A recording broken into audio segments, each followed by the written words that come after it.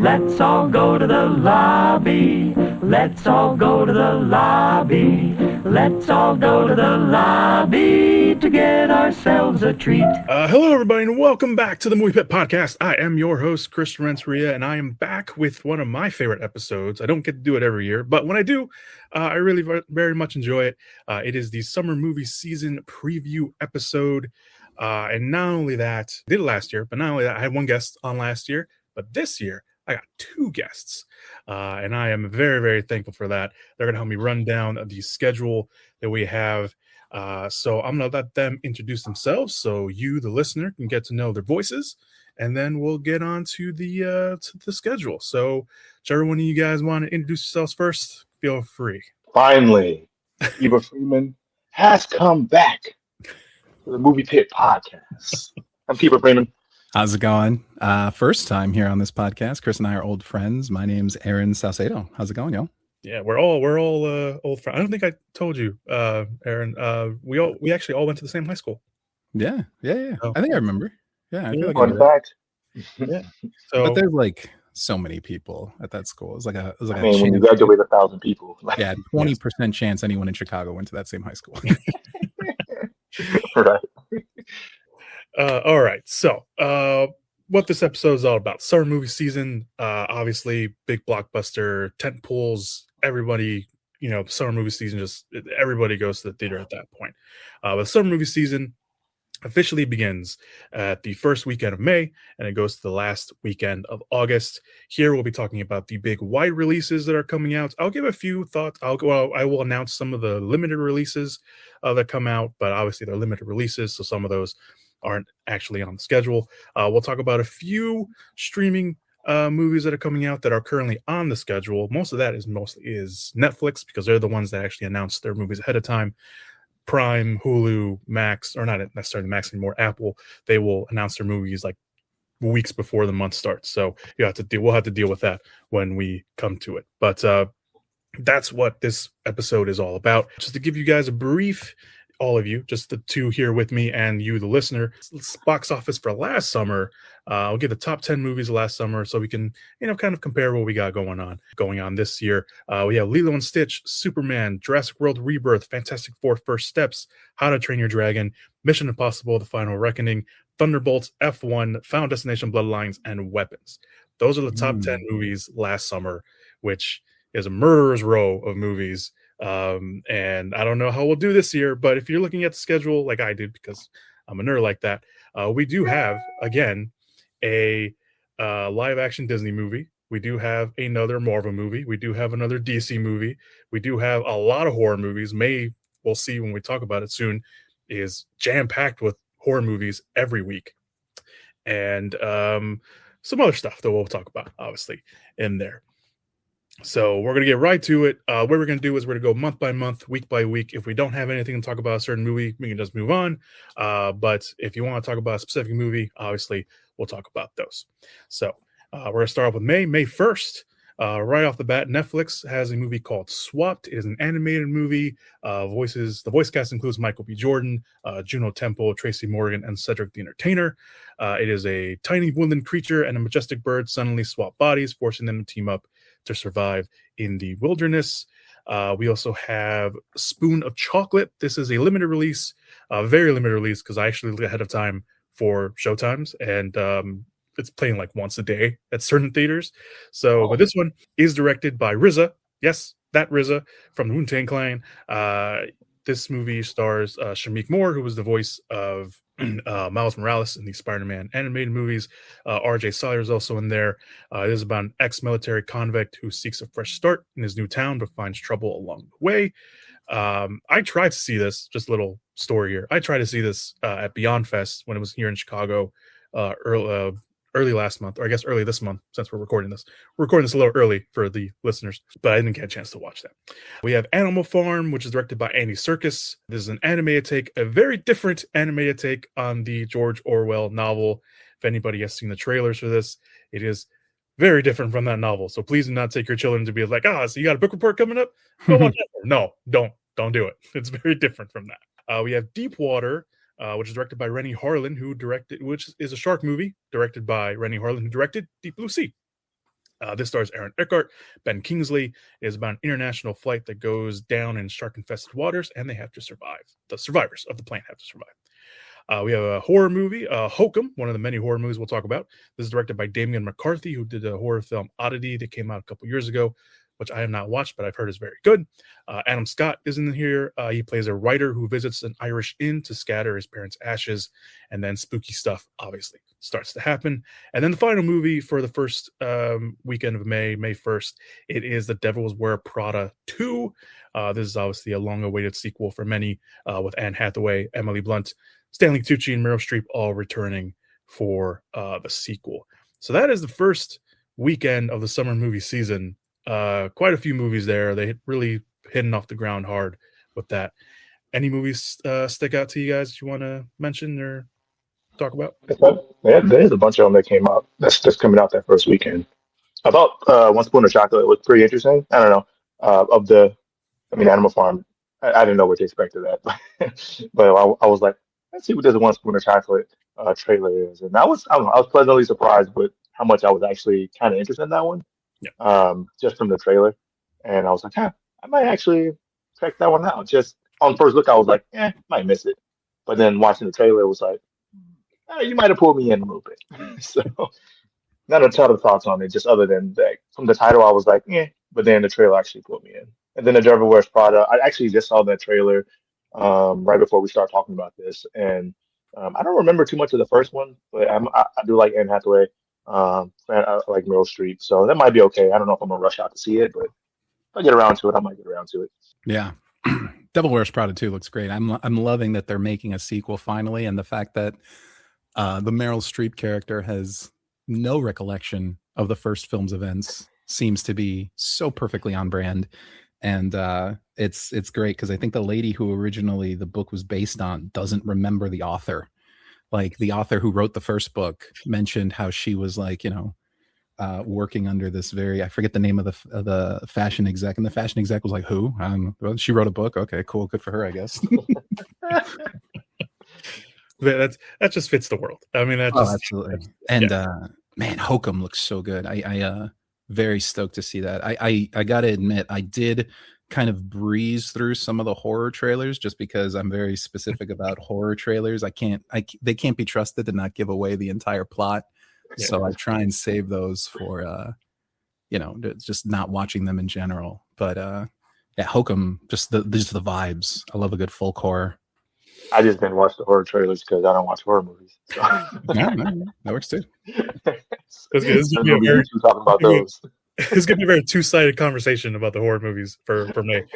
Yeah, I have been excited for Hokum. I remember seeing the teaser for the first time. They played the teaser like a year ago in theaters, and immediately I was hooked in on that one. But yeah, I've heard from the film festivals that Hokum's pretty good. They say the middle of it kind of drags a little bit, but it's film festival crowd. They can be fickle sometimes. But yeah, I'm really excited for that one. Spoonful of Chocolate, like I said, I'm kind of bummed that I didn't get to watch it when it was here in town. But yeah, and Devil Wears Prada 2, I'll be honest, one of my blind spots, I haven't watched the first one. So I know all about it because my sisters love it. And I'm going to try to watch the first one before I probably go and watch the second one if I get a chance. So it seems like I've never seen it. Go ahead. I don't think I've ever seen it. Like I just know about it because I don't know if you all know this, but for a while I used to work at Family Videos back when the movie video stores were open. I used to work at Family Manager, a couple of them for like 6 years or so, and so I knew a lot about popular movies, the ones that people rented a lot. But some of them I just missed, like Devil Wears Prada. Just missed it somehow. Knew about it, but like was like I'll get around to it eventually. Yeah. Devil Wears Prada was like one of those Jigsaw movies where it was on like Saturday at 11 on HBO because we had HBO, and like I think I watched 40% of it one time, then another 20, then another 20%. Like we had I would just see pieces of it. I don't think I've actually sat through and seen it start to finish, but I know I've seen a bunch of scenes from it. And also too, hearing the TikTok audios of people recreating famous scenes is also great. But yeah, it's Stanley Tucci is also too a gem. I love that guy. Yeah, you can't go wrong with Stanley Tucci. I mean, if anything, that should bring you in. All right, let's move on to the second weekend. We have Billie Eilish, Hit Me Hard and Soft. This is the tour movie that she's doing, directed by James Cameron. Yes, that James Cameron. And they shot on IMAX cameras. I can't remember if they did it in 3D too, but I know they shot on IMAX cameras. So that should probably be enough for some people to get them in there. A nice little cross section of fandom there, but we'll see if that works. We also have The Sheep Detectives. This is directed by Kyle Bandler, which it's kind of fit into this world. He directed some of the Minion movies and Despicable Me movies. He also co-directed The Lorax.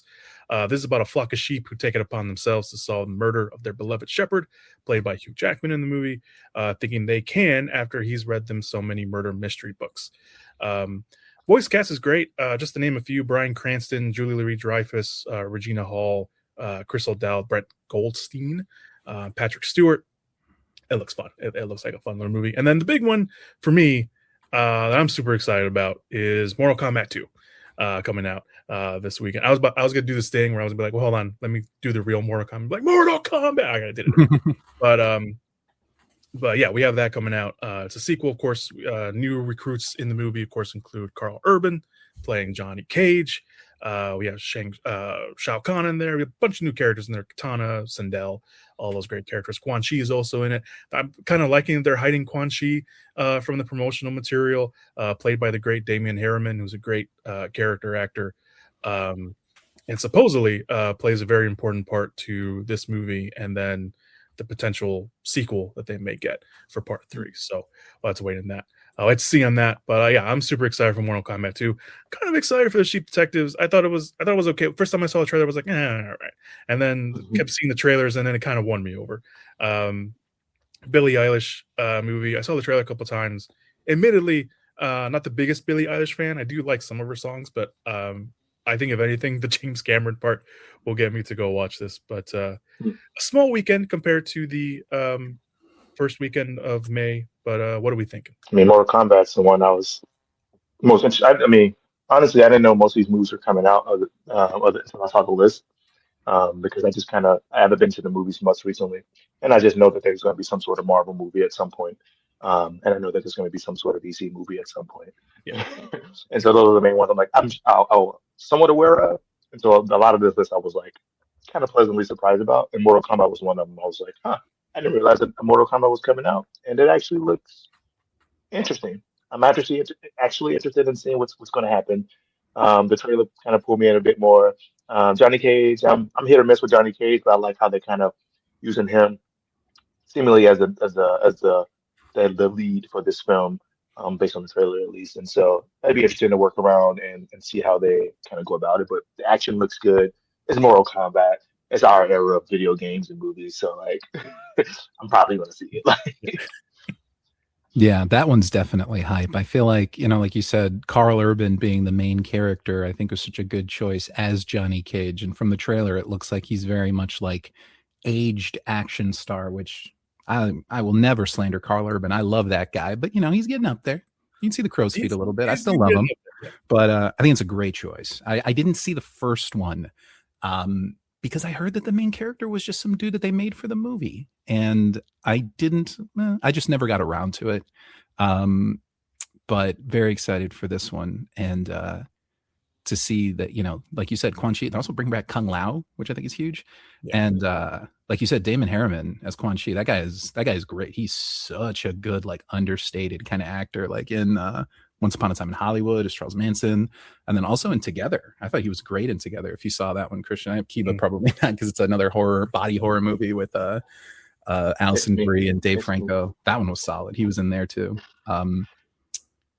But curious about the Billie Eilish movie. I feel like she had a movie for her concert before. I feel like her first movie, and getting James Cameron is like such a huge swing. That's like, I don't know. That's like getting Gordon Ramsay to do your YouTube cooking show for you.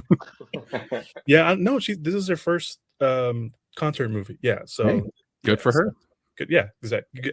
Any director you can get James Cameron to your first one. I wonder what his angle is. Like normally he does like underwater stuff because he's like, obsessed with like pushing the technology. I feel like in 5 years he's going to come out with some sort of like 4D camera technology that he developed while working on this movie or something. I don't know. He's got to splash water in your face. Something, and the next time it's our movie. Anytime a whale jumps out of the water's going to come out of the screen. Exactly. Yeah. In the face. Yeah. So like I mentioned, Mortal Kombat. Yeah. The whole Cole Young thing for the first one. The first Mortal Kombat movie that came out years ago, I actually quite enjoyed. The lead character, being Cole Young. I like Louis Tan, who's the actor that plays Cole Young in the movie, and I don't know what they were trying to do with that, but it worked for it kind of worked for what they were doing. I know the rumors surrounding his character in this one and what they might do with his character is interesting, and that might be like the redemption for the people who were like, why is he a main character from the first movie? So if they do go that route with the rumors that I've been hearing about what they're going to do with his character, I think it'd be pretty cool. And I think it would make sense because Louis Tan, great actor, deserves the spotlight for any other movie that he gets.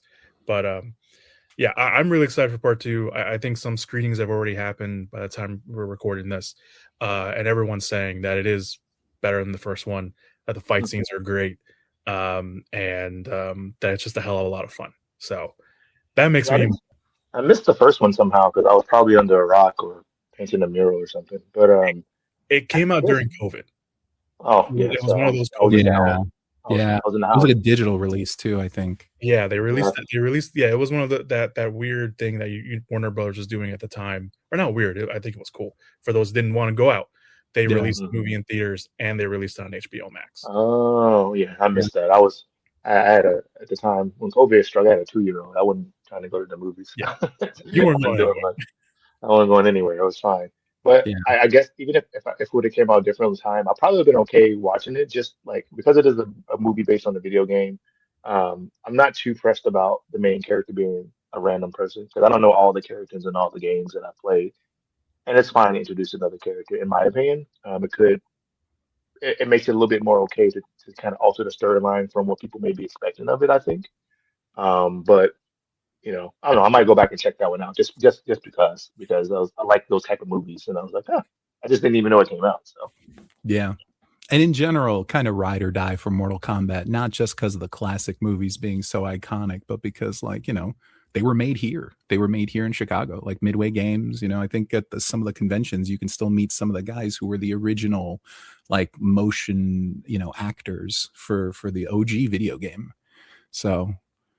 Yeah, they love doing that stuff because I remember I think it was an anniversary for the first movie. They were playing a screening of it, and like 3 of them showed up, and they were just having like the time of their lives with all the families there. Yeah. All right, so let's move on to the following weekend. We also have 3 movies. 3? Yes, 3 movies coming out. We have the first one is God, which is a I don't want to say just simply a revenge movie. It is a revenge movie, but I think saying that just kind of feels an insult to this movie because there's a lot going on in the trailer for this movie. But it's about 2 sisters on the quest for revenge against her father. The father played by Sterling K. Brown in the movie. We also have Janelle Monáe in the movie, Vivica A. Fox, who is playing the god in the movie. The 2 sisters are played by people that I don't know, so they're unknowns to me. So I think that also kind of will work for the movie, and it's kind of interesting to see where that goes. Then we have our second horror movie, or our third, I guess, if you count Deepwater, Obsession. Written and directed by Curry Baker, who is a YouTuber. It is his first feature film last year they released, which is on YouTube if you want to go watch it for anybody out there, called Milk and Cereal. It's supposed to be really good. It's like an hour long, so it's super short if you got the time. So after breaking a one-wish Willow to have his crush be in love with him, he gets exactly what he asked for with a sinister and dark twist. And then we have The Grey, or In the Grey, written and directed by Guy Ritchie. When a ruthless arms dealer steals $1 billion fortune, a covert team is sent to steal it back. This stars Jake Gyllenhaal, Henry Cavill, Isa Gonzalez, and Rosamund Pike. Solid weekend again, starting up with May. Obsession, I'll just start the discussion off with Obsession. Film festival-wise, everyone is saying this is great. Everyone is saying it's really good, that the horror works, that Curry Baker is one of the guys to watch. I mean, Curry Baker already has his next movie set up. I think it was announced late last week, early this week, that he's directing the new Texas Chainsaw Massacre movie. So, I mean, if you go from YouTube to this, to a movie that everyone is, no pun intended, obsessing about because it's so good, and then you get a remake for one of the, stones of horror films and Texas Chainsaw Massacre, I think that says a lot about his trajectory going forward. I think he also set up another movie too. I could be wrong about that. And In the Gray, I like Guy Ritchie. I like Guy Ritchie when he's having fun. There was a time there where Guy Ritchie was not having fun, and that could be connected to someone if you want to put that there. But when he's having fun, when he's doing stuff like this, I think it's great, and the cast is great too. So yeah, what do you guys think of this weekend? Dude, I am so pumped for Is God Is. I saw the trailer for that one and just completely was blindsided by just the story that they're setting up. And Sterling K. Brown is such a phenomenal talent, and him being the seminal character that basically the Kill Bill is what it kind of seems like. He's the Bill in this movie, and Vivica A. Fox as the mother is just it seems like such a unique take on the revenge story. And if you see the trailer, you can see that one of the actresses actually does have I can't tell if it's all prosthetics, but it looks like burn marks on their face. And I think I remember trying to look up if that was part of the movie just in general, or if the actual actress has that. But man, it looks so good. That trailer was intense. Yeah, that one feels pretty good too. In the Gray feels like a action movie with decent storyline. If it's on, I'd see it. But Is God Is probably the one that seems the most interesting for this weekend to me. Yeah, that's why I want to say that. I didn't want to say it was just a revenge movie, because I feel like saying that, and then if you don't watch the trailer, you kind of get a certain connotation to it. That trailer is really good. I saw it for the first time in a theater this past weekend when I went to go watch a movie, and it just hits so different watching it on a big screen. It just looks so stylized in its own way, and I think it's really, really cool. And I didn't put the director's name down here because I don't think they've done anything or big wise. I'm sure they've done stuff, but yeah, I'm really excited. I mean, this weekend just looks great overall in general for me. But yeah, I think if you're looking for, obviously, for the horror heads, you got Obsession. For the action fans, you got In the Gray, and then if you want to, even for the action fans, Is God Is, I mean, you got that too. It's a revenge movie. I think you mentioned Kill Bill. Yeah, that's exactly what it is. Vibe. Yeah. And I think the actress doesn't actually have that. I think I was maybe confusing her with somebody else, but the prosthetics that they have for the actress, they look so realistic. It looks so good. Yeah, and the director, or the it looks like the director was a playwright first, which I think is kind of cool. So, I mean, seeing the trailer, that kind of makes sense. Yeah. The dialogue, yeah. Oh, for sure. And going over to Obsession real quick, the director writer being somebody from YouTube, that I'm seeing that more now, and I think it's just been exciting to see people who got their start cutting their teeth on YouTube, the Rockaboys, Michael and Danny Philippou, who did Talk to Me and Bring Her Back. Those guys, you can go back and still see some of their stuff on YouTube now. It's man, these guys, you can see the progression of their growth, and it's so exciting to see. Now they're actually getting big time funding and big trailers like MGM, getting attention from A24. It's so cool to see. And we'll talk about another YouTuber in a little bit as well for another movie. Any other thoughts, or should we move on? We good? All right. Let's move on to the next weekend on Prime. Prime does this weird thing where they release their movies on Thursdays. I don't know why. That's just a thing, which is good. I mean, which is great. And that's fine. If they're good. On the 20th, we have Jack Ryan, the Jack Ryan Ghost War. This is based off the TV series that they've had. And the TV series is pretty good. I fell behind on it. I just finished watching season 2 not that long ago. So I'm starting season 3 just so I can catch up to watch the movie. Because I don't know. It doesn't seem like you have to watch the show to watch the movie. But I'm sure you'll get certain things if you watch the movie, but you had that if you wanted to watch that. So then 22nd, which is that Friday, I Love Boosters. This is written and directed by Boots Riley, who did Sorry to Bother You. It's about a group of shoplifters who aim to take down a big fashion designer who stole one of her designs. Another great cast in here: Keke Palmer, Naomi Ackie, Isabella Gonzalez, Will Porter, Taylor Page, Lakeith Stanfield, Don Cheadle, Demi Moore. That is just a killer lineup right there. Huge. And then if you've seen Good. Bother You, Boots Riley, you know that he has a very unique style as well. Mhm. That same weekend, we have Passenger, another horror movie directed by Andre Overdahl, one of my favorites. He directed Troll Hunter, The Autopsy of Jane Doe, Scary Stories to Tell in the Dark, and then the Last Voyage of the Demeter, which did a couple years ago. This one, a few weeks into their van adventure, a young couple witness a horrific accident that leaves the driver dead. Soon they are pursued by a demonic stalker who is impossible to outrun. And then finally, The Mandalorian and Grogu, directed by Jon Favreau. Obviously, Mandalorian, once again played by Pedro Pascal, and Grogu embark on a new adventure that involves remnants of the Empire and the son of Jabba the Hutt, named Rhoda, who is played by Jeremy Allen White, which most people will know from The Bear. And he played Bruce Springsteen last year as well. This also co-stars Sigourney Weaver. Big weekend. What are we looking? That's going to be a tough competition for like a smaller movie like I Love Boosters, because that one should get as much attention as possible. But the Disney super giant Star Wars movie that weekend, I feel like, is going to bring a lot of families and kids out to see that one. Yeah, I Love Boosters as a killer lineup. It seems like it's going to be pretty good. I mean, I don't know if it's surprising me, but I'm actually looking more. So this weekend, that's the one I'm probably looking most forward to seeing. Just because, again, from the title, I was thinking like booster clubs, booster moms. I wasn't thinking booster as in stealing. And so that right away was like, okay, I like how that changed my thought process right away. And then you see the lineup, you see the trailer, and with Boots Riley, I was just like, man, that's just going to be good. It's going to be a good time, I think. I feel like that's older slang too. I feel like I haven't heard somebody say they're going to boost a car in like 20 years. Like, yeah. That's the thing too. It's old slang, and so it's like it's out of my, out of my lexicon at this point in that way. And I'm a parent now, and I'm in that phase of my life where booster clubs, blah blah blah. Like that's Booster more seat. common. booster seats, yeah, booster shots. Yeah, exactly. Different booster means different things when you have two kids. So. Yeah, I like a fool started getting into trading card games while I had my first child, so I'm very much booster packs. I'm like, oh, that's not where my mind goes. Those booster packs. Those booster packs. I was heavy in the trading cards, high school and college, and so those booster packs. Passenger looks great though. I was a little wary of the trailer just because it ended in like such a crazy jump scare when I saw it in theaters. But I was like, I feel like this has a lot of potential, because even though I wasn't a huge fan of The Last Voyage of the Demeter, like as a prequel to like Dracula, I thought it could have been.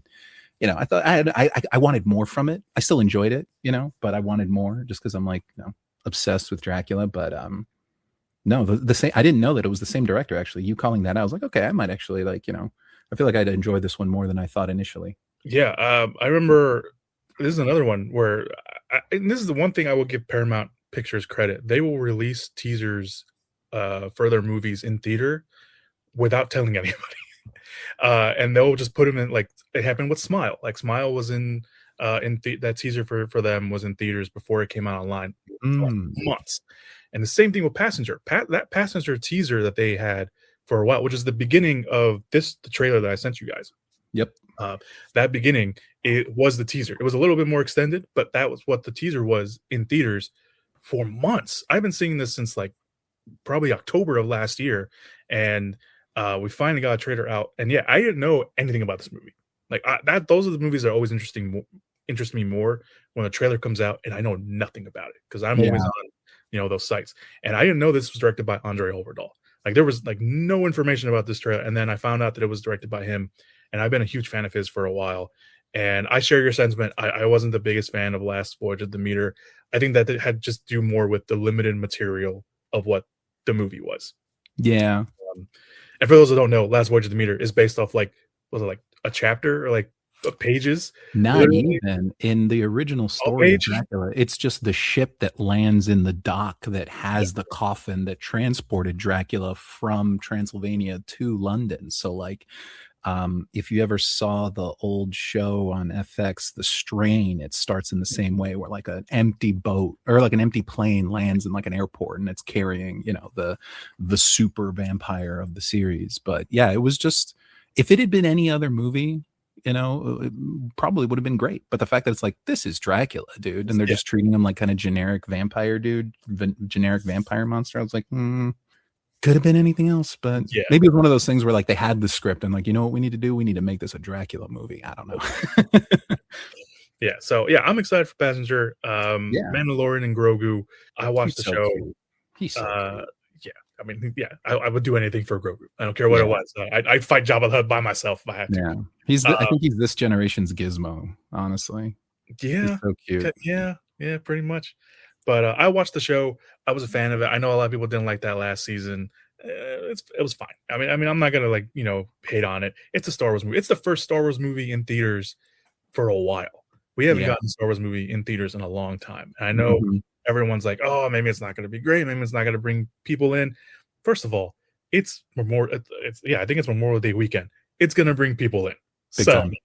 it's a Star Wars movie. It's a Grogu movie. It's going to be a family movie. Yeah, it's going to bring people in. And I'm not huge on Star Wars, but I always want it to be good. I always want it to be good. I always want it to succeed, and I always want it to be exciting and good and thrilling. And like Mandalorian's probably some of the better stuff. Well, some of the stuff I've liked the most lately in like past years. So I'm excited for it. All right, let's move on to the final weekend of May. We have Tuner. This is one of the limited releases coming out, but I think it's still worth talking about. A talented piano tuner with a hearing disability takes his skills down an unexpected route with dangerous consequences. The lead in the movie is unknown, at least to me. I tried looking him up, and not a lot of projects that I recognize him from. But Dustin Hoffman's in here. Jean Reno is in here as well. He'll probably have a small part in the movie. But the next movie, Pressure. This is a historical drama. It's 72 hours before D-Day, and Dwight D. Eisenhower, played by Brendan Fraser himself in this movie, and Captain James Stagg, played by Andrew Scott, face an impossible choice: launch the most dangerous seaborne invasion in history, or risk losing the war altogether. Kerry Condon, Chris Messina, and Damian Lewis also star in the movie. The next movie, The Breadwinner. Supermom, played by Mandy Moore, lands a Shark Tank deal that must take her on the road, leaving her husband, played by comedian Nate Barzantaz. I don't know. Bargatze. There you go. Sorry. Yeah. I knew that's what it was, and I still read it wrong. Anyway, I'm leaving that in. I'm not editing that. I don't care. Takes over his stay-at-home parent activities from his 3 daughters. Will Forte also stars in the movie. And then The Backrooms, or just Backrooms, will also be coming out. A strange doorway appears into the basement of a furniture showroom that leads to some unexpected events. This is based off the Creepypasta series. It's also based off a YouTube series by Kane Parsons, who is coming to direct this as well. This also very impressive cast. Chilzer Ward, Edra Four, Avon Jovia, Mark Duplass, Finn Bennett, and Renette. I literally just looked up how to say her last name. Rensive, I think that's how you pronounce it. I could be wrong. She's a great actress. But another horror movie, another A24 movie, another YouTuber joining the ranks of Hollywood. Also one of the youngest directors around in Hollywood at the moment as well. So what are we looking for on this final weekend of May? Not a whole lot for me, personally. When I first saw Breadwinner starting, I was kind of hopeful, and then they kind of just went down the aloof dad trope. And as a stay-home dad, I was gonna say, is this movie gonna affect you guys? Because you guys are both dads. I was like, as a stay-home dad, it just feels like it's 2026. It's not the early 2000s, like where that was like. I feel like I've met way more stay-at-home dads over the last couple of years than ever, and so I don't know. I don't find it funny, and so I was like, they could have went the other way with the like, oh, he becomes a stay-at-home dad, realizes blah blah blah, but they just kind of went the dumb, aloof, don't know what he's doing, and I'm like, okay, I'm kind of over that trope personally. I'm not really interested in the historical drama, at least this one specifically. And then the horror show. That's a miss week for me. It's a good weekend to take the kids to like the aquarium or something. That's what you're gonna do that weekend. Exactly. We're gonna be doing something outside, probably birding. No, I agree with Kiba completely though. But I will say the Breadwinner looks like it's going to be the hottest comedy this summer of 2005. Really, because like I feel like that's when that movie should have came out. Like the goofy kind of schlubby dad who doesn't know what the kids' shoe size are is kind of like. They could have done, I don't know, they could have done different with it. But I get that's Nate Bargatze's kind of shtick, he's just like, confused man, right? Like just confused man in typical situation. But I'll Also, cut his. I don't know if he's from Chicago, but he definitely did a lot of comedy stuff here in Chicago. So big fan of that.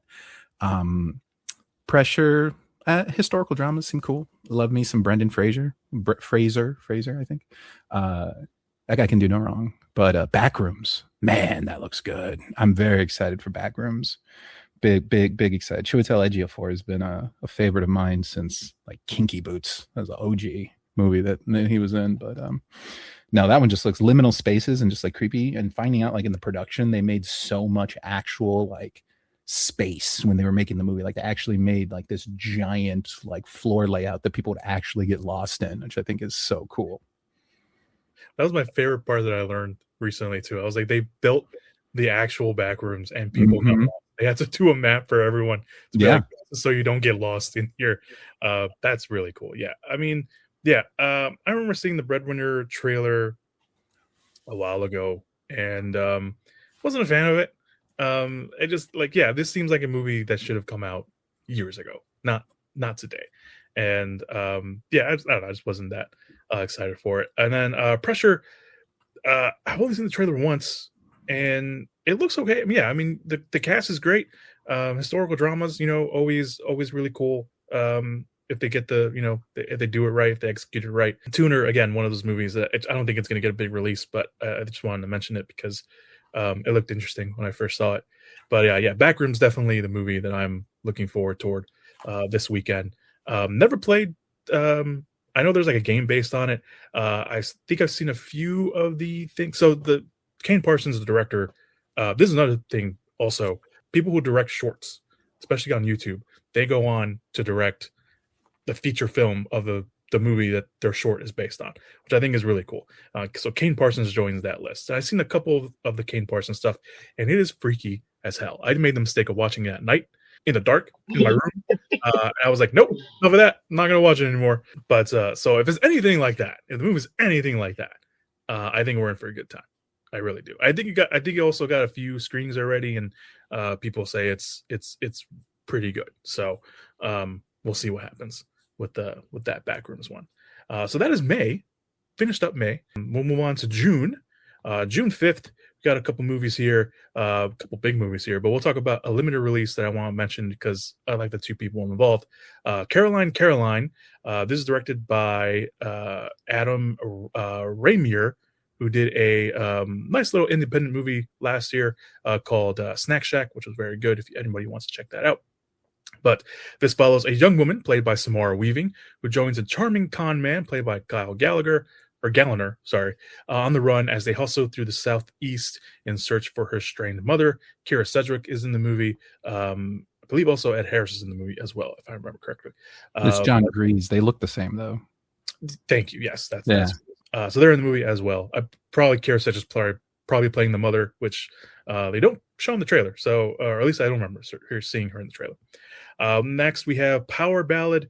This is directed by John Carney, who directed two very good musical movies, and not musical movies about music, in Begin Again and Sing Street, which I very much enjoy both those movies if you want to go check those out. But this follows Rick, played by Paul Rudd, a washed-up wedding singer, and Danny, played by Joe Jonas, a fading boy band star, bond over music on a late-night jam session, and their friendship gets put to the test when Danny turns Rick's songs into a hit, and Rick goes on the search for Danny to get recognition for the song. We also have Scary Movie 6 coming out this weekend. The whole gang's back together, and well, not all the whole gang, but most of the gang is back together. Anna Faris, Regina Hall, Marlon Wayans, Shawn Wayans, Damon Wayans Jr., Anthony Anderson, just to name a few. And then the last movie of that weekend, Masters of the Universe, directed by Travis Knight, who did Kubo and the Two Strings and Bumblebee. This, of course, is about He-Man, for those who don't know. This looks very good, in my opinion. But we'll see. What are we thinking about this weekend, guys? About a Power of Grayskull. I'm looking forward to that one. I remember collecting the action figures when I was younger, He-Man and Masters of the Universe. And so I looked at the trailer and I was like, let's see what they're going to do. And I like to keep an open mind when they adapt things. And it looks interesting. It got my attention. It's something I'd be like, I had to go see that. It seems like be fun to go see with some of the guys, Hell yeah. I completely agree. Very stoked. And actually, Chris, I didn't realize that the director was Travis Knight. Kubo and the Two Strings is like absolutely one of my all-time favorite Leica movies, and Bumblebee was actually a solid surprise for me as well. So I'm even more stoked to see that one now. Only concern is that in the trailer, some of the stuff looked kind of wonky in AI, but I also could just be like super biased because I feel like every 3 months you see like a YouTube video that's like entirely AI, that's like a trailer for something like He-Man or something. But Yeah. I mean, they're embracing the cheesy kind of schlock, which is I feel like what they need to do with this kind of stuff. You know, Yeah. I feel like they definitely need to do. I'm waiting to see my goat Orko though. Hopefully he shows up soon. I'm pretty sure they're gonna save Orko for the movie because Yeah, I agree. Like I was very hesitant on Master of the Universe when I first saw that trailer. I didn't completely get it, and then I kept seeing the trailer, and I'm like, you know what? You won me over. And I didn't realize that it was Travis Scott directing either because it just slipped my mind. And then that second trailer drop that came out a couple months ago or a month ago, and I was like, no, you sold me. I'm in. Yeah, they're fully embracing the cheesiness of it. I think this movie is going to know exactly what it is. My only complaint about it is Jared Leto. He is voicing Skeletor. Is he really? Yeah.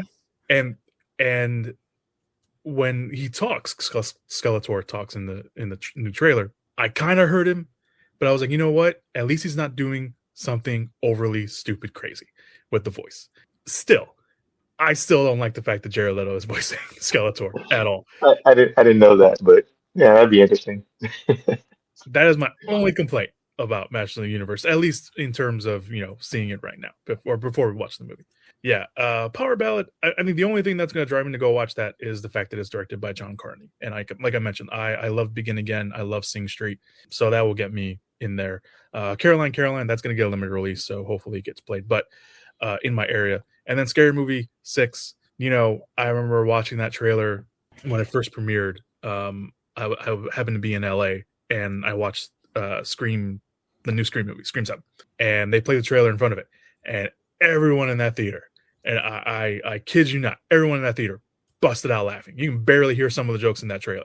So everyone really liked it. And then I saw it in a regular crowd here at home, and there were still people that were laughing at certain parts of the trailer. So I'm sure that a lot of people are going to go watch it. I'm sure it's going to be controversial. These movies are always controversial. They always push the limit, and the trailer's already warning you everyone's going to get offended.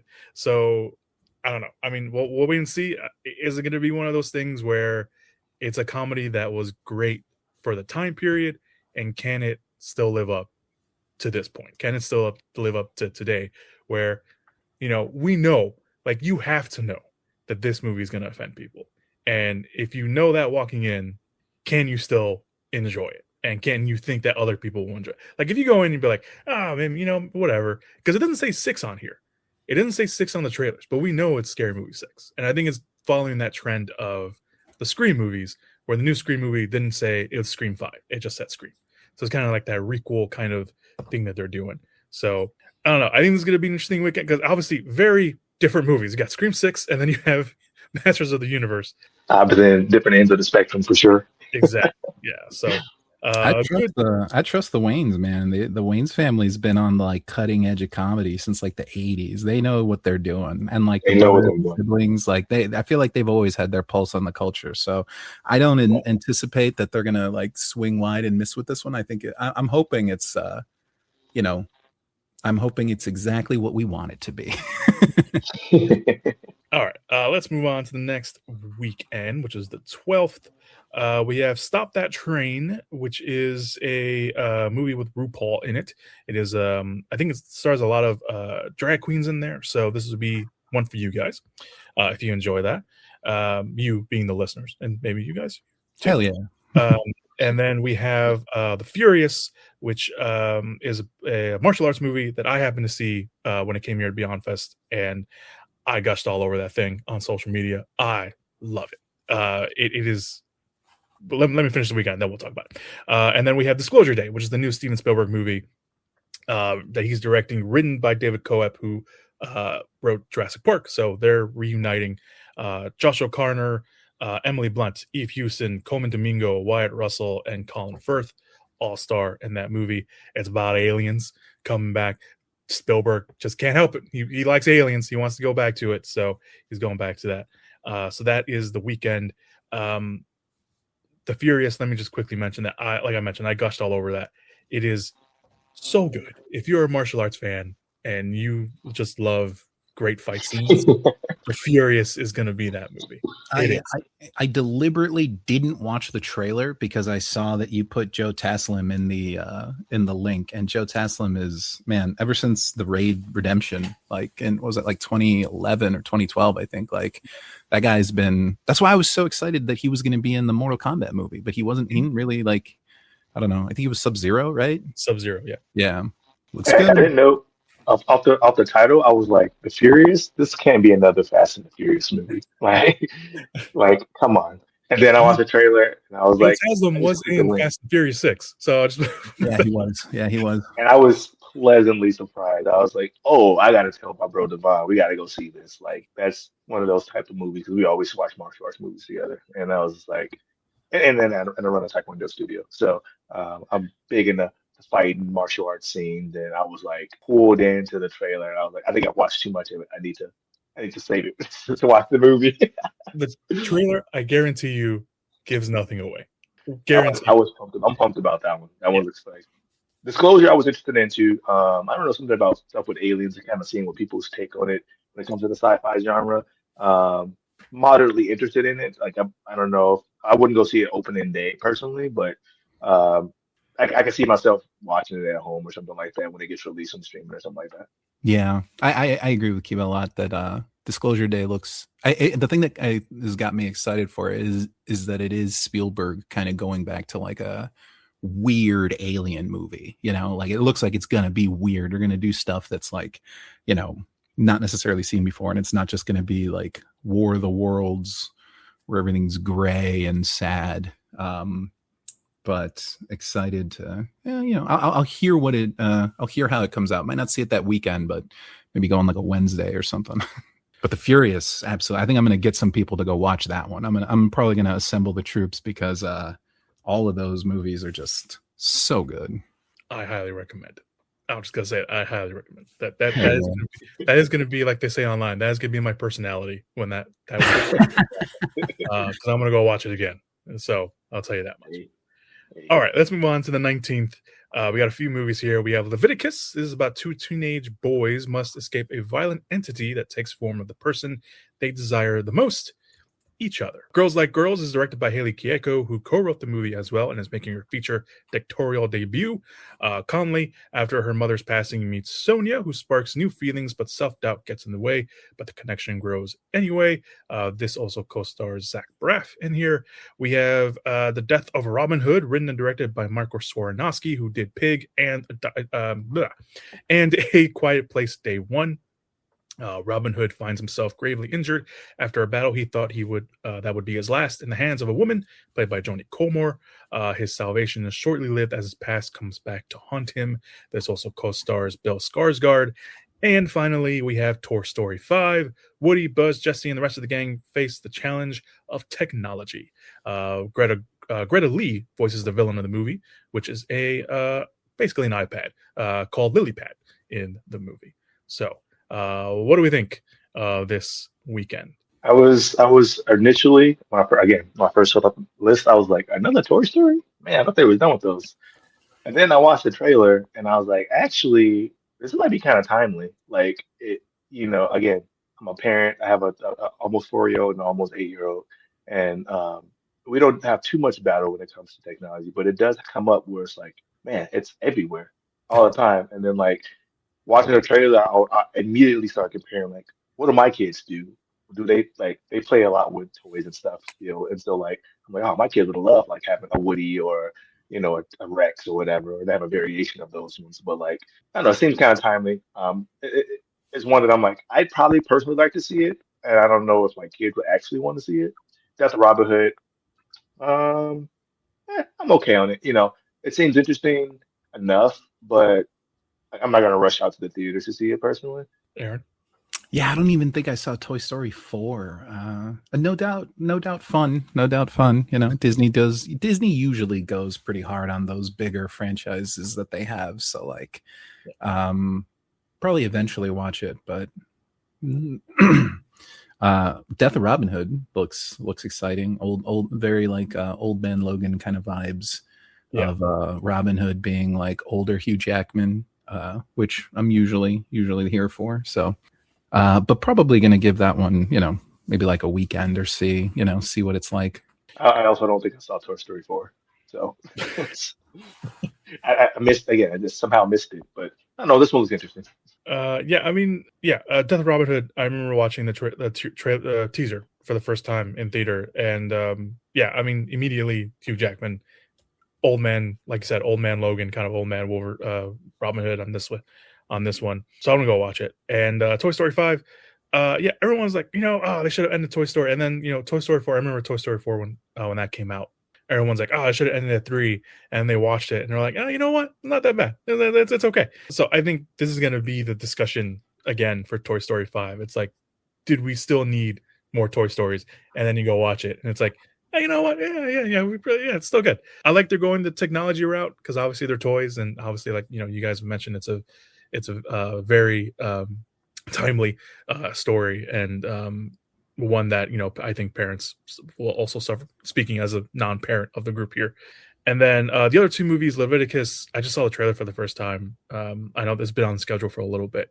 It has a very kind of like It Follows feel to it as well. Also, Leviticus and Girls Meet Girls, both LGBT movies, which I find very interesting. They're releasing on the same weekend, which is great. Which is awesome. We need more of those as well.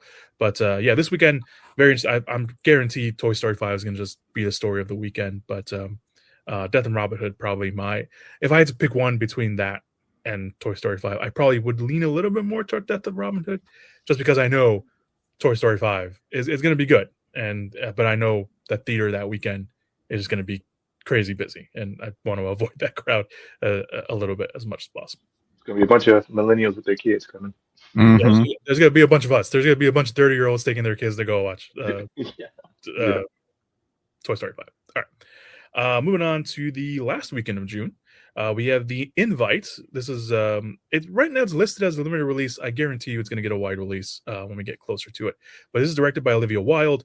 It's actually, I didn't know this. It's a remake of a Spanish film called The People Upstairs. But this is also written by Rashana Jones and Will McCormick, two very good people. Rashida Jones, the actress. It stars Seth Rogen and Olivia Wilde as a couple whose marriage is on thin ice when they invite their upstairs neighbors for a dinner party that spirals into unexpected places. The couple that they invite is played by Edward Norton and Penelope Cruz. We also have Jackass 5, the supposed last Jackass movie that will be released. And then we have Supergirl, the DC movie we talked about, directed by Craig Gillespie, who did I, Tonya, Dave Cruella, and Dumb Money. Millie Alcock, finally playing a feature film of Supergirl, joins forces with an unlikely companion on her interstellar journey for vengeance and justice. When an unexpected adversary strikes too close to home, Jason Momoa re-entering the DC, this new DC universe, playing a character that he's always wanted to play in Lobo, and then David Cornsweet will return a little bit as Superman as well. What do we think of the last weekend of June here? Supergirl looks interesting. I'm interested to see what they do with Lobo, and I like Jessica Moore, so that seems like it could be fun. I didn't know what they were going to kind of do with that. Like, I didn't know where the trailer was trying to lead me as I was watching it. Like, it's a Supergirl movie and whatnot, and I'm just like, okay, what's the angle here? And so I might have to watch the trailer again, because I was like, I don't really know. I know what it's about now. It's kind of like John Wick-ish. It is a little John Wick-ish, yeah. But like in the beginning, I was just kind of like, okay, I don't know much about Supergirl, and so it could be interesting. Invite, it seems okay. I'm probably not gonna watch Jackass personally, but that's just me. Yeah. The Invite looks like it could be a great play. So the fact that you were saying it's like a remake or a readaptation sounds a lot of fun. I think Seth Rogen does best when he's just somebody who has no idea what's going on and he's just asking like a bunch of silly questions and like exasperation. But Penelope Cruz and Ed Norton look great in that role, and Olivia Wilde directing. I feel like that's not the How many? I know she's directed other stuff, but I can't remember which one she's done recently. But I think the only thing that comes to mind is the what was it called? I forgot what it was called, but it was the Florence Pugh one. yeah, Don't Worry, Darling. That's Don't right. Worry, Darling. With Harry Styles. Harry Styles, Yeah. Chris Pine in there, yeah. Yeah. So looks like it'll be at least, you know, comedic. The four of them I think is a good pick, but definitely excited for Supergirl. Just color, man. Just fucking finally some color in like a superhero movie. Sorry. Just loving that, and it being Supergirl too. I like Millie Alcock a lot, and Jason Momoa, man, this is his chance. I've been on the fence with Jason Momoa. Like, is he a good actor? I want to say yes. He's kind of always just like a big, strong man, but like he's very broy. Yeah, he's very broy. I wouldn't say the man's got range. He's kind of just very similar, like. All of his characters are the same shape, and Lobo is very much that vibe. But if he can bring Lobo and like give him more personality, I think I don't know. This is his shot. This is what he's wanted for so long. He's been very vocal about it. So hopefully they do him justice. Yeah, Jason Momoa he does. It's funny, like movie wise, he plays the same characters. But I think if you watch some of his TV stuff, I think it's actually like the Apple TV show. He has two Apple TV shows. C and Chief of War. And both of them pretty good. I saw the first season of C. I hadn't seen the second season, but I want to. And then Chief of War, I literally just watched the first episode. Pretty good. And he actually does have range there. He's not playing like the big broy kind of person. Nice. So I think he does have range. I think he's very selective at when he wants to show it. I think he just likes playing the broy character, and that's fine, and that's great. That's it's work. And sometimes too, the writing just doesn't give him that opportunity necessarily, which is not always the actor's fault. So sometimes he's just very marketable as big dude muscle man, which he does well. He does well, and Lobo's going to be that perfect thing because that works for him so well. I'm excited for Supergirl. I think this is the movie for me of the weekend, and then The Invite as well. But again, it says limited release right now, but I'm sure it'll get a wide release once reviews start coming out. Jackass, I'm gonna be honest, never watched a Jackass movie. I've seen segments of it, never seen a whole Jackass movie. That was never my thing. So I don't want to offend anybody. It was just never my thing. I've seen pieces of it. I've just never sat down and watched a whole thing. That's your thing, great. And I know there's a lot of people are excited for that. Yeah. Me neither. I'm going to echo that sentiment as well. Must be a Lane Tech thing. I don't know. Yeah, but probably. No, there's people who like Jackass Lane Tech. I guarantee you. Yeah, I don't think those movies are made for us. Yeah. All right. Let's move on to July. We are now halfway through not just the summer, but also the year at this point. We have a couple movies on the 1st. We have a Netflix movie. This literally dropped the day before we started yesterday. The day we're recording this dropped yesterday. Enola Holmes 3, which is coming out on Netflix. Millie Bobby Brown returns as Enola Holmes, which brings the story to Malta. So she's out of London at this point. She returns. Henry Cavill returns as Sherlock Holmes. Helena Bonham Carter also returns as her mother. This is directed by a new director. Oddly enough, directed by Philip Barantini, who directed Netflix's Adolescence, which is a TV series, which I highly recommend if anybody hasn't watched that. We also have Minions and Monsters, the new Minions movie. The Minions go on an adventure to find frightening creatures to appear in their monster movie. That is your July 1st movies. Anybody interested at all? Nah. To be honest, I didn't even know they made a second Enola Holmes. So they did, and it was just okay. They're fine for what they are. They're not. I don't know. I just feel like it's another platform for Millie Bobby Brown. That's what it is for sure. And no harm to it. I mean, they want her to be their poster girl. Not trying to be offensive by saying that, which is great. Every platform needs someone they can plant their flag on. They seem to be it's Millie Bobby Brown. And there are so many shows and movies that are basically just like Sherlock Holmes if it was X person anyway. So those are always going to be around. So I think it's fine. It's good. It's exciting.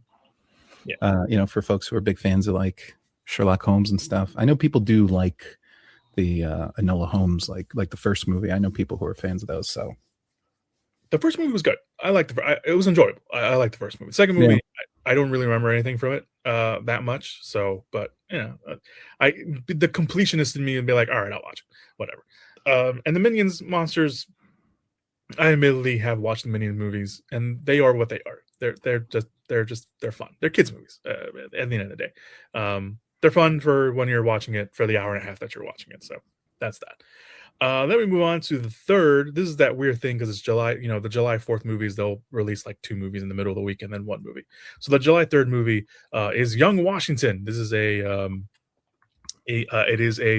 basically the story about a young General Washington, or George Washington, before he started the revolution. I couldn't get through the trailer. I'll be honest, couldn't get through the trailer.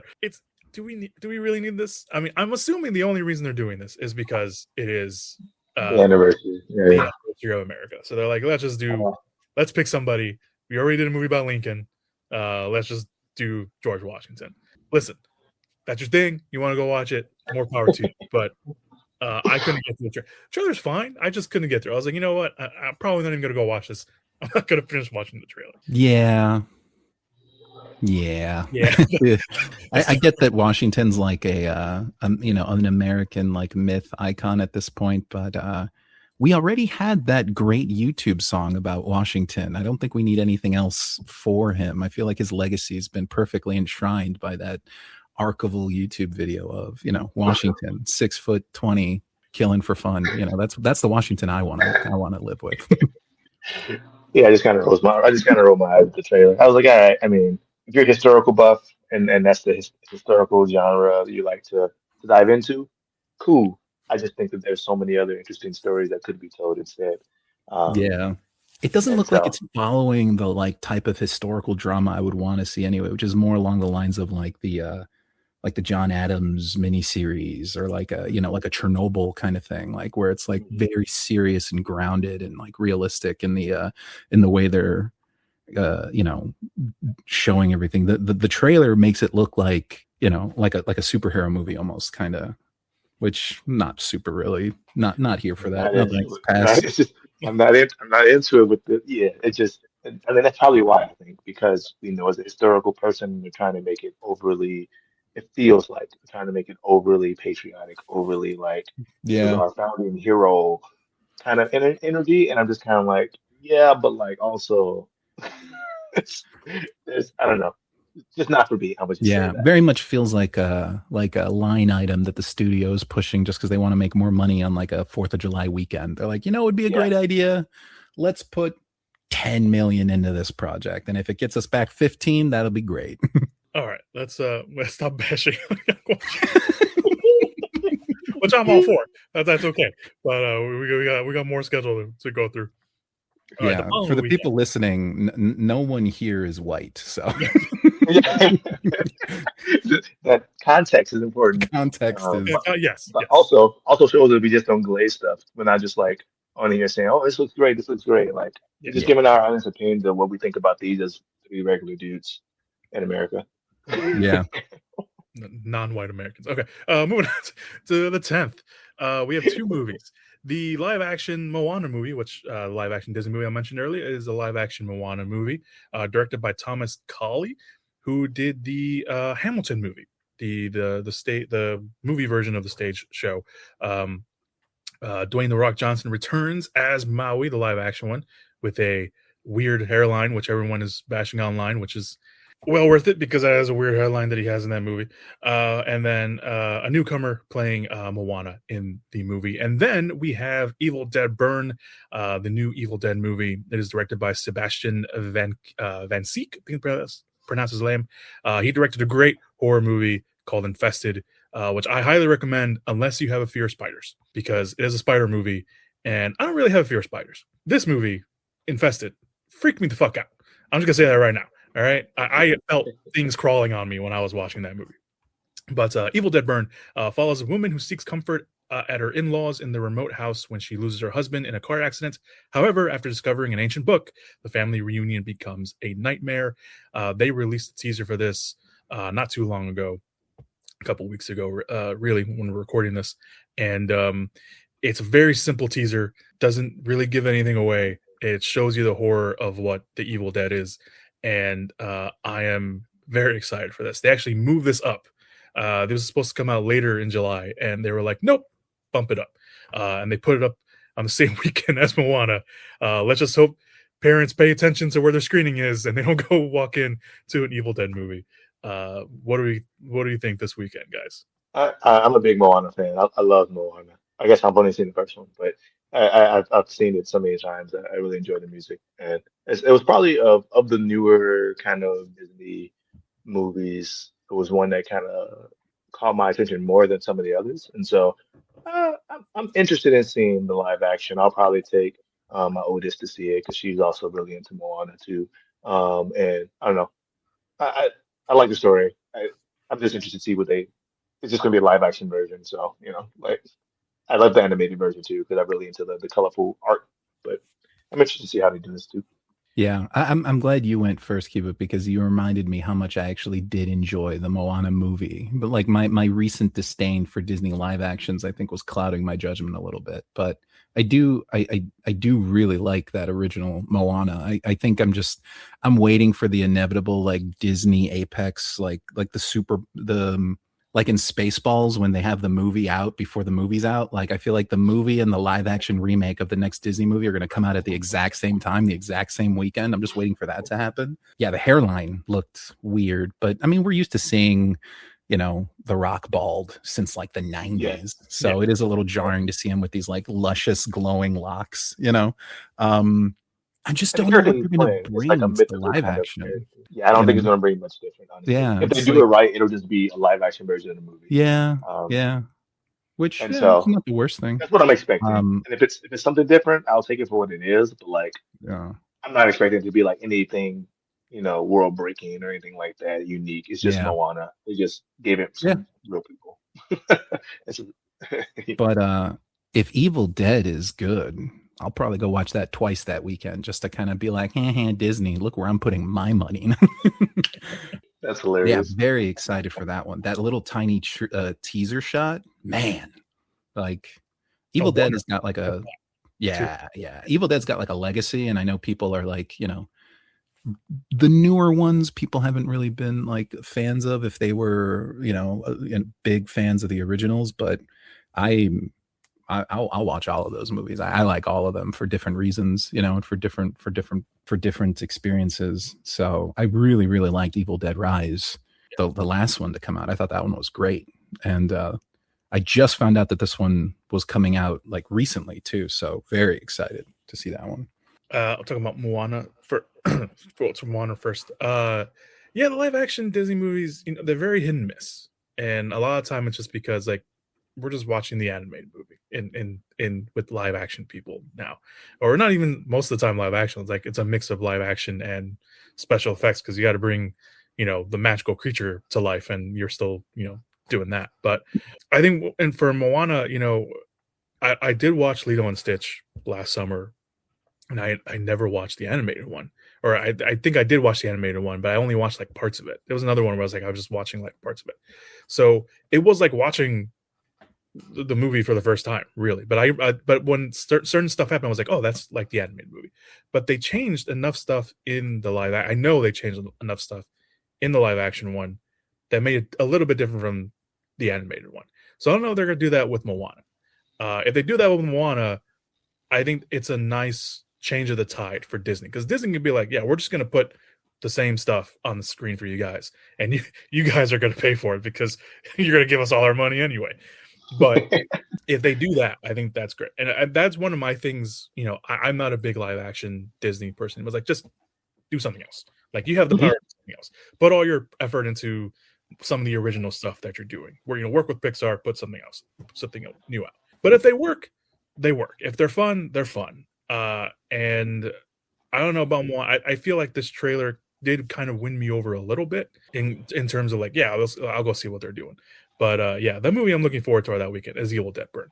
I'm with you, Aaron. I really love the new Evil Dead movies. I like this approach they're taking where they're bringing in a new director for every new one, because there is another Mhm. Evil Dead movie in the works. I think they're currently filming it right now, and it's set to come out sometime next year or the Oh following. yeah. I think they just have like a plan for that franchise where they want to come out with a new movie like every like 2 or 3 years or something, and they're just giving the helm to like whoever's, like you said, like Infested was such a big hit and people liked it. They're like, let's get this guy to do, let's see what he can do with the Evil Dead. And I love that it's like a vehicle for people to kind of just like stretch their legs and like, come out as a director and really get their style with something so iconic as the Evil Dead. And I think that works for the Evil Dead because you can change it so many ways. And like Oh, yeah. the older movies, like that first movie, super low budget. Like Sam Raimi and Bruce Campbell just went out into the woods and be like, let's just film something. And it turned into a massive hit. Evil Dead 2, you always hear the conversations like, oh, it's just the first movie again with a bigger budget. And that's fine because they did their own thing. And then Army of Darkness, complete 180, went the comedy route. Yeah. But it's still very much well loved. And then you have the Evil Dead movie that came out with Fede Alvarez, which I really love. And I know that completely just split the crowd 50-50. Like people that really liked it, people that didn't like it. Yeah. I really liked it. And then Evil Dead Rise, very, very good as well. And yeah, I think the Evil Dead movies lend themselves to directors being like you said, like go do your version of the Evil Dead. You got your style, go put it into this universe and see what comes out and see if it's great. And I'm totally on board with that. If they want to release an Evil Dead movie every year, that's great. Because if they're good, people are going to go watch them. And there is a built-in audience for these movies. So yeah. And horror is just very profitable. It's, blood is cheap. Like fake blood is super cheap, red contacts. And I will say too, earlier we were talking about spiders just briefly. This is an aside. I had a fear of spiders growing up, but I have maintained like most of my adult life, spiders are objectively scary. Like they're tiny, sure, but they got 6 eyes, 8 legs, and they wrap you up and they eat your insides through a straw. That is objectively, I think, like skin crawling, pun intended. But I feel like spiders aren't scary. Yeah, when they're small. When there's only one of them. When there's a few of them, or they're tiny. Yeah. I'm the spider getter typically in the house. Although I typically just let them back outside, whereas my wife would crush them. One of the many titles that a dad has to hold is Spider Slayer for sure. Yep, pest control. Mm-hmm. Yep. All right. Let's move on to the next weekend. The big movie, the only movie coming out. There was originally another movie coming out this weekend, and they took it off the release schedule this week because they should. Because this movie is just going to destroy. It is The Odyssey. It is the new Christopher Nolan movie. Of course, the adaptation of Homer's The Odyssey. I won't say the whole cast because we'll be here for hours. But we have Matt Damon, Tom Holland, Anne Hathaway, Robert Pattinson, Zendaya, John Bernthal, Lupita Nyong'o, Hamish Patel, Charlize Theron, and many, many more. It's Christopher Nolan. I mean, this movie's gonna it's gonna make all the monies. Yeah. You guys excited for The Odyssey? I know I am, but what do you guys? Yeah, I feel like just the combination of things, like the Venn diagram of interest is enough to get me to be like, what's going on over there? I do really like, the story of the Odyssey in general. Curious to see where he goes with, the usual story beats and how he kind of does them. But yeah, I think Chris sometimes I think Chris Nolan can get a very ambitious kind of project that he goes really hard on, and sometimes it'll be my thing, sometimes it won't be, but more often than not, the dude, he's very, very reliable for me. Normally when he's working with like an adaptation, like when he writes his own stuff, for me personally, it can kind of be hit or miss, but when he's adapting something, I feel like that's when he does his best stuff. Yeah, I think I'm moderately interested in Odyssey. I know it's probably going to be pretty big, but there's not one that's like, oh, you need to go see it. It's like, oh, it'd be kind of fun to see. You know what I mean? Yeah, I don't know what more we can say about it. That I'm just excited for it. So we'll move on. We have a couple movies coming out on the 24th, which, if I know correctly, I think it's in the middle of the week. But I'll say them anyway. Or I'll combine them because there's only 2 of them. So I'll combine them with the last weekend of July. So on the 24th, we have an Apple TV movie coming out called The Dink. This is a washed-up tennis pro who tries to save a club by reluctantly playing a pickleball tournament to earn his father's respect. It stars Jake Johnson, Ben Stiller, Christina Taylor, Chris Parnell, Patton Oswalt, Ed Harris. No trailer for this yet, so I don't know how it's going to look. We have Motor City. This is set in the 1970s Detroit. John Miller falls for a local gangster's girl. In retaliation, the gangster enacts a frame job to send John to prison. With his life ruined, John plans his revenge against the man who took away his girl. This stars Alan Richardson, who is better known as Reacher for a lot of people. Also stars Shailene Woodley. Ben Foster is also in there. Ben McKenzie is also in there. So is Pablo Schreiber. And then on the 31st, a movie called I Want Your Sex, or I Want You, I Want Your Sex, which is a very interesting title. But this follows Elliot, who lands a job for Erica Tracy as her sexual muse. This stars Cooper Hoffman and Olivia Wilde as well. Mason Gooding's also in here, Chase Sue Wonders, Daveed Diggs, and Margaret Cho. And then, of course, the big movie, the movie ending July. Tom Holland just wants all the movies in July because this is Spider-Man Brand New Day, directed by Destin Daniel Cretton, who did Shang-Chi. Peter, of course, now living as a full-time Spider-Man and goes through some changes from the trailer. We'll see what those changes are. But we have, of course, the returning cast of Tom Holland, Zendaya, Jacob Beltran, Michael Mando coming back, now playing Scorpion, which is really cool. Mark Ruffalo also coming back as Bruce Banner, and then we have John Bernthal as Frank Castle, aka the Punisher, in there as well. Sadie Sink also in there, maybe playing Jean Grey, maybe playing some other character. Who knows who she's playing, but we still don't know who she's playing in there. But Marvin Jones III also playing Tombstone, so that's a new villain that we have. And then Severance's Termel Tillman is also in the role. Rumors on who he's playing, something. I think there's a character name for his character. I didn't put it here, but some people are saying that he could play Bolivar Trask, which I don't know if that's true, but we'll have to wait and see. Bolivar Trask, by the way, the guy who created the Sentinels in the X-Men series. But we'll see what happens. All right, so that's the final weekend of July. What are we looking forward to, guys? I gotta wait so long to go see Spider-Man. Dang. Yeah, wait all summer. Yeah. Wait all summer. No, that's the one I'm most looking forward to. Probably of the summer, if I remember of the ones that are coming out. That's the one. It looks super interesting. Even as a big Spider-Man fan, I've been really enjoying the Tom Holland Spider-Man iteration, and the story it seems a bit more grounded than the last one, which I can enjoy. Actually, kind of your friendly neighborhoodness.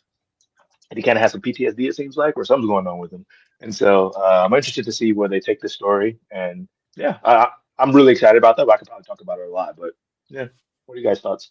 Hugely excited for that one. I'm very I'm pumped to see where they go with him now that they're kind of getting like a soft reset. And I'm actually very excited that you had mentioned that it was the director of Shang-Chi, which I didn't know actually. I would straight up put Shang-Chi in like top 5 of MCU entirely for me. I loved that movie, and I think more people should have seen it. But that is very much just underrated. Oh yeah, I think so. I think so. And No Way Home was fun. I think I don't really ever got to watch it again, really, because some of those long pauses for cameo applauses, the long pauses for the cameos are like, I feel them a little bit more now. But I'm excited to see, where they go with it. I hope it's not a bunch of cameos. Like, I know there's a lot of people in there. They got like you were saying, John Bernthal, Mark Ruffalo, all these other characters. Like, we'll see what they do with it. I think it'll be. Obviously, Daredevil's going to be in it. They keep saying no, but he's going to be. Like, I feel like at this point they, it's just an open secret. But Tremel Tillman is I'm excited to see how he does because I loved him in Severance. He was probably one of my favorite characters in Severance. Yeah, obviously Spider-Man, the movie I'm looking forward to. Grew up with Spider-Man, watching the show and the animated show, and yeah, I've really liked what Tom Holland has done with Spider-Man. And then this is basically a soft reset. This is Sony being like, all right, you guys didn't trust us, we'll restart it. We'll see what happens, and then let's just put it at the ground level, which Yeah, it's what Spider-Man is. He started off as a ground level hero, and the MCU was like, nope, into space you go, which is fine, which is great, But I think we needed that ground level Spider-Man first to like really get it going. So I really like what they're doing. I know I'm already tired of it, and I'm gonna continue being tired of who Sadie Sink is playing. I don't care if she's playing Jean Grey. I don't care if she's playing some other character. We're gonna find out when we find out. Yeah. So I feel like there were already spoilers revealing who she is, and she's not Jean Grey. She's like another named character from Marvel that has bigger implications to the story. Yeah, but I don't remember. I think I think I saw like a post on Reddit that I like clicked the spoiler tag for very, very briefly, and then I was like, "Oh, nope, I'm gonna get out of here." But I don't know. I couldn't tell you.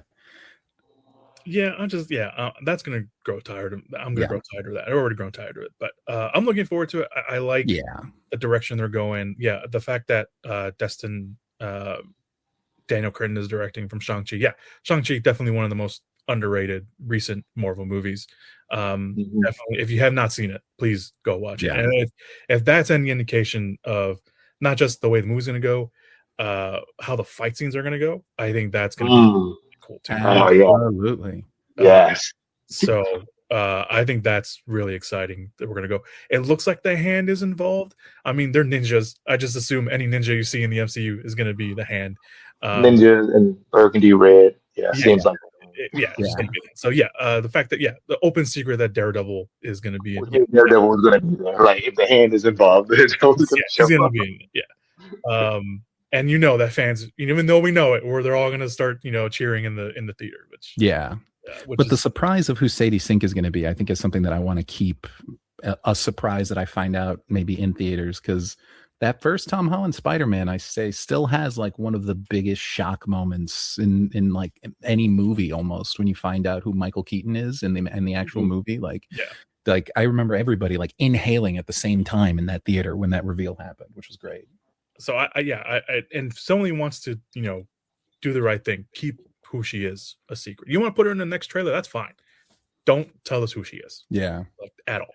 Just have her in. Just have her stand. Like you can just put a picture of her on the screen, and that's fine. Don't tell us who she is.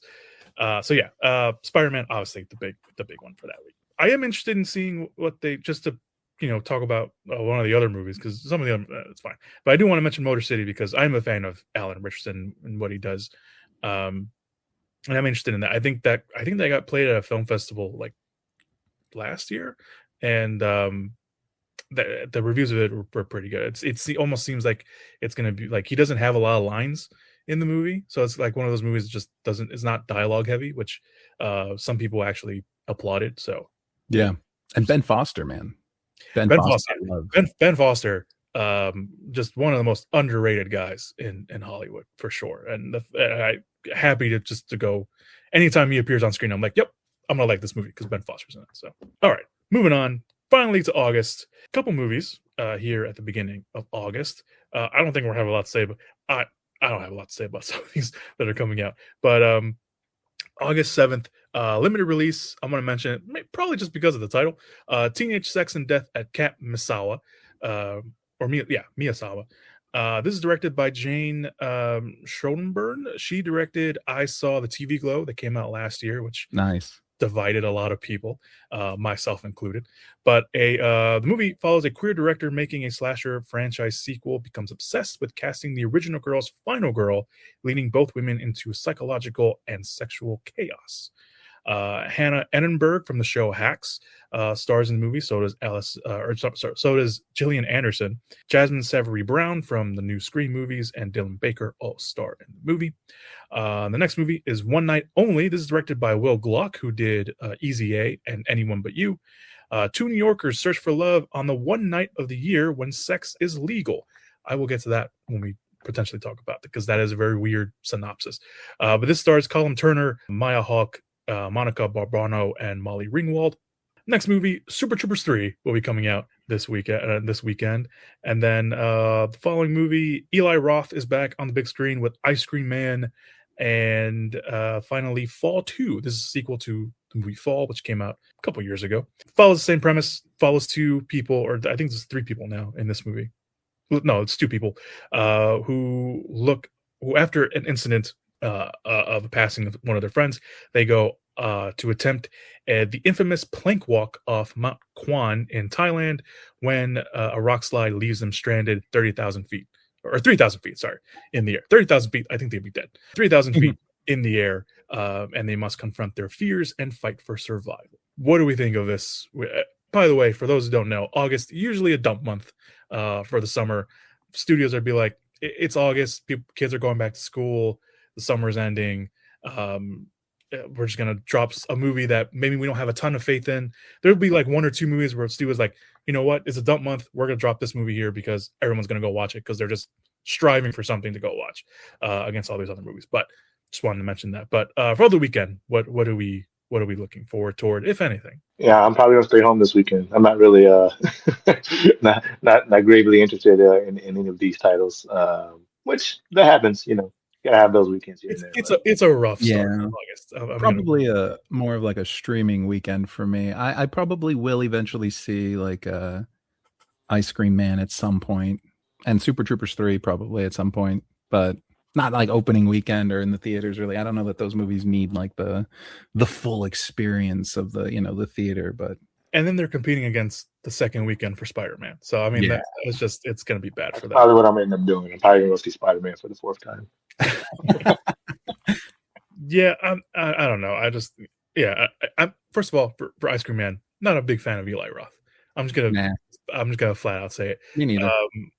And the teaser they have for this movie, it reminded me of Weapons, which is not a good thing because it just makes me want to watch Weapons again instead of this. Because for the teaser, it looks like it's the Ice Cream Man controlling the kids, or like maybe his ice cream makes the kids go evil and they're just killing a bunch. And then Fall 2, there's not a trailer yet, so I would be more interested in seeing what the trailer. I like the first Fall for what it was, but I would rather or I would want to see a trailer first for the movie before I make any sort of decision on that. And then One Night Only, it's a weird premise because it sounds like sex is illegal in the city, and then there's this one, it's like the purge for sex. Yeah, like it's this specific time where you can have sex with anybody you want, and that's what this movie is about.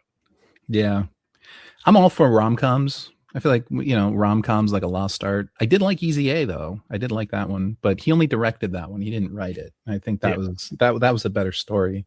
But yeah, we'll see. We'll see. It's a rough weekend. Not all these movies are gonna be hits, and then we're getting to August. It's gonna be weird. All right, let's move on to the second weekend. The 14th, we have Paw Patrol, the Dino movie. I mentioned that for the followers in here, for anybody else listening. Then we have The Wrong Girls. This is directed by Dylan Meyer, who's making their directorial debut, rather. Two aimless young women inadvertently gain telepathic abilities after ingesting an experimental drug, pitting them against dangerous rivals pursuing the same powerful substance. This stars Kirsten Stewart, Ali Shawkat, Lakeith Stanfield, Tony Hale, Kumail Nanjiani, and Gina Davis. This movie was just announced. It was put on the schedule, so it seems interesting. Definitely a good cast.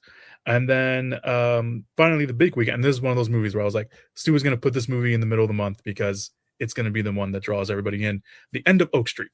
This is directed and written by David Robert Mitchell, who directed It Follows, which we talked about earlier. It is produced by J.J. Abrams. The Platt family bands together to navigate their new surroundings after a cosmic event transport their suburban neighborhood to someplace unknown. This stars Anne Hathaway and Ian McGregor. People are already speculating that this movie is a Secret Cloverfield movie, which J.J. Abrams behind producing, who knows? This movie was originally titled something else, which if you know your history on Cloverfield movies that are usually titled one thing, and then when J.J. Abrams comes in and they rename the movie, they turn sometimes into Cloverfield movies. So this is originally called Flowerville Street, and then they changed it to The End of Oak Street. This has happened before with 10 Cloverfield Lane. Originally it was called The Cellar, and that was originally a completely different movie. J.J. Abrams saw the script, turned it into a Cloverfield script.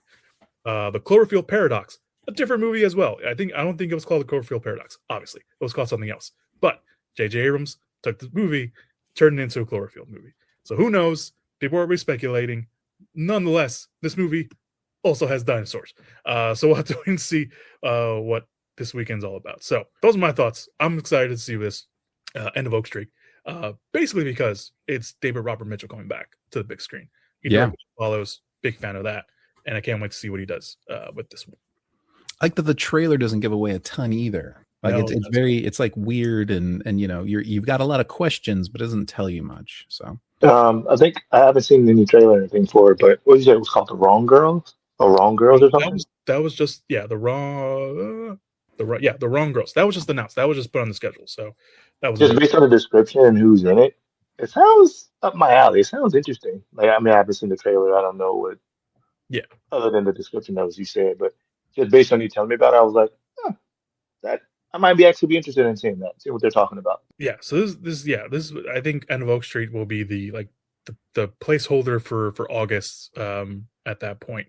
But I'm interested in seeing what they do. Not a lot to talk about with End of Oak Street, even though I am excited for it because that trailer or that teaser rather gives nothing away. So let's move on to the next weekend, the 21st. The Rivals, Amaziah King. This is directed by Andrew Patterson, who directed The Vast of Night, which is a movie I highly recommend for people if they haven't watched it. The Vast of Night, very, very good. That's the only reason I will probably watch this. Because after losing her mother, Katari reunites with her former foster parent, Amaziah, who mentors her, revealing hidden secrets, faces devastating situations, and relies on their newfound strength to seek justice. This stars Matthew McConaughey and newcomer Angela Looking-Glass as our leads. This played at the film festival, some film festivals, and it seems to be getting an okay response from there. But the next movie, Spa Weekend, this is written and directed by John Lucas and Scott Moore, who directed the Bad Moms movies. They also wrote The Hangover and Office Christmas Party. Three friends go on a spa weekend that descends into chaos when their train wreck friend joins them, leading to hilarious consequences. This stars Leslie Mann, Anna Faris, and Isla Fisher. The next movie is, Mutiny. This is directed by Jean-Francois Richet, who directed Plane. If you didn't know that, the trailer gives it away because he says he directed Plane. After his billionaire industrial boss is murdered in front of him, Cole Reed is set up to take the fall for the crime, leaving him on the run as he works to uncover the international conspiracy. This is the new Jason Statham movie, which I probably should have just opened up with because it was. Also stars Annabelle Wallis in there as well. And then finally, Insidious Out of the Further. This is directed by Jacob Chase, who directed Complay, which was a horror movie that came out during COVID. So I don't think a lot of people saw that. But Gemma, a young mother raising her daughter in the house she grew up in, discovers she can travel into the Further, where she possesses the ability to bring back what lives there into the real world, the worst superpower in the world. That is that weekend. What are we looking forward toward, if anything? Can't go wrong with Jason Statham, I guess. I don't know. I mean, I like Jason Statham movies. You kind of know what to expect. Yeah, you know what you're walking into. You're gonna hit some people, and I like a good action, but for the most part, not super overly interested in many of the things that are coming out in August. Like, not unsurprisingly. This August looks rough a little bit. Yeah, unless you're really looking forward to something good. I hope Insidious is good. I really like that first one, and I think the third one, but I haven't seen most of the ones that they've come out with. They're not great. They're not great. First two are really good. To go back and rewatch them by word of mouth or by anything that I see people say online. Yeah, the first two are good. The third one had its moments and I enjoyed it. But yeah, the last Insidious movie it wasn't for me. This one looks like it might be a return to form. We'll see. The trailer did me in, so I will give points to movies like that do me in. Mutiny, it's a Jason Statham movie. It's on a boat. Now, he's not just, anything else. He looks like he's normal for the most part. He's not like super secret assassin. He is, a former soldier, but at least he's on a boat. It looks like he's jacking up people. So I'm excited for that. No trailer for Spa Weekend, so I don't know how the humor is going to go with that one. And The Rivals of Amaziah King, I mean, it's fine. I'll probably wait for streaming on that one. But yeah. That's what that weekend is. Let's move on to, I think this is the last weekend of August. Yes, it is the last weekend of August. We have finally reached the end of the summer movie season. With the 28th, The Dog Stars. This is directed by Ridley Scott. It is based off the book by Peter Heller. In a post-apocalyptic world, a virus wipes out humanity. Survivors facing roaming scavengers called Reapers. Hig, a pilot, survived the flu but lost his wife. Hig, the main character, played by Jacob Elordi. Margot Qualley is in here. Josh Brolin is in here. Benedict Wong and Guy Pearce. Finding Emily is the next movie. When a lovesick musician is given the wrong number for his dream girl, he teams up with a driven, with a driven student to find her. Together, they spark a hilarious campus-wide frenzy that tests their own hearts and ambition along the way. This stars Angourie Rice and Minnie Driver. Pretty sure Minnie Driver plays one of the mother of one of the characters. The next movie is Idiots, directed and co-written by Mackin Blair, who did the Toxic Avenger movie that came out last year. Two rock bottom drivers transport a wealthy teen to rehab, but their simple job spirals into chaotic journey of drugs, danger, and crime as their passenger derails their plans. This stars Dave Franco, O'Shea Jackson Jr., Mason Thames, Kieran Shipka, and many more. This was originally titled something that would probably never get past the MPAA. This was originally called The Shitheads. So you can see why they would change the title of the movie. We also have Cliffhanger, the reimagining. I don't know exactly what it is, but it is directed by Hamet Colette Serra, who did Orphan, The Shallows, Jungle Cruise, Black Adam, Carry On, Woman in the Yard that came out last year. A mountain guide and his daughter's airplane climbing business and the Italian Alps faces a tragic event, forcing them to confront and overcome adversity as dangerous foes emerge, unleashing chaos. This stars Lily James, Neil Tiger Free, and Pierce Brosnan. Yes, the old James Bond. I think he's playing the dad. I don't think he's playing the villain, unless he is playing the villain, which would be pretty cool. Coyote versus Acme is finally coming out. This is a movie that Warner Brothers originally was like, nah, tax break, but everyone said no. So this is finally coming out. This sat on the shelf for a long time. So story-wise, multiple backfires with Acme Products. Wile E. Coyote hires a down-on-his-luck lawyer to sue the company that has wronged him for many years. And then finally, Colony. I'm sure this is going to get a limited release because it is a foreign movie, but I'm excited for this one. This is directed by Young Sung-ho, who directed Train to Busan. So it's another zombie movie that he's doing. It features a group of survivors trying to survive a high-rise that has been infected by a zombie virus. That is the last weekend of the summer movie season. What are we looking forward toward, if anything, guys? Again, I mean, I actually was kind of pleasantly surprised by the Kelly versus Acme movie trailer. Moderately interested in it. I don't know where the O'Shea the Idiots movie is gonna go. It seems okay. It seems like an okay weekend. August is this is a rough for movies this month. For me, I'm gonna take August to do some family stuff, I guess. I think this is probably the best weekend August has for me because The Dog Stars came out of nowhere and that looks great. Everybody that's in it, like Josh Brolin, Guy Pearce, sign me up. Idiots looks pretty funny. Coyote versus Acme, I'm hoping again that's good. I'll take my nephews to go see it probably. And man, Colonies, that's another trailer that I didn't watch because I do love Train to Busan so much. I'm definitely going to go into that one blind. It's, the name alone, I was like, I'm pretty sure I know what this movie's about. Sign me up. Like, say less. I'm looking forward. Yeah, Train to Busan, probably one of the best zombie movies that has come out in the last, X amount of years. I really liked the teaser for Colony. I did end up watching it because I was like, what, I can't help myself. I'm going to watch it. So it does look good. It looks great. Coyote versus Acme. Again, this, they were just going to write this off. We were never going to watch it. And all, fans really came together and was like, you got to put it out. And they, went and sold it off to someone else and we're finally getting it. People have already seen it because they did like a screening for it within the studio. And everyone was like, you got to release this. Like someone has to sneak it off the set somehow. So we had to do that. Cliffhanger, there's no trailer for that yet. I'll be more interested in seeing if I'm interested in that at all, based off the trailer when they finally release it. Idiots, it looks like a dumb, fun comedy from there. Finding Emily, I don't know. It doesn't interest me completely, but if the trailer wins me over, then great. And then The Dog Stars, I mean, it's really Scott, hit or miss sometimes, depending on what he's doing, but the cast is great. So I'll be looking forward to that. And then, August, like I mentioned, dump month a lot of the time. Not too many things are like, I got to go watch that.